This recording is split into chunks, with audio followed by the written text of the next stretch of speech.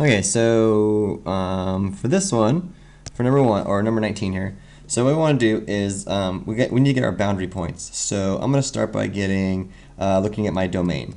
Okay, so for my function for this one, the domain would be all real numbers x such that x cannot be, if I do 6 minus 2x, 3 in this case.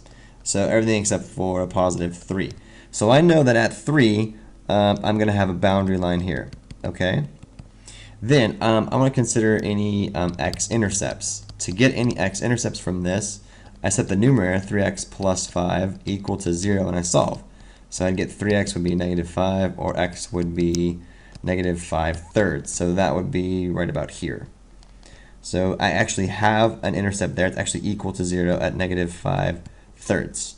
Okay, so that's my second boundary area.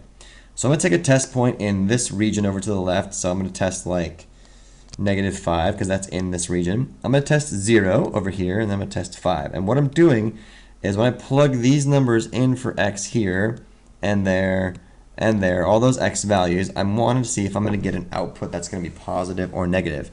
Well, it turns out when you plug in a negative 5, you get a negative output here, which means that all the outputs from negative infinity up into negative 5/3 will be negative or below the x-axis. If you plug in a 0 here, you can see you get 5, 6, and you get a positive. So all outputs are positive in this region in between.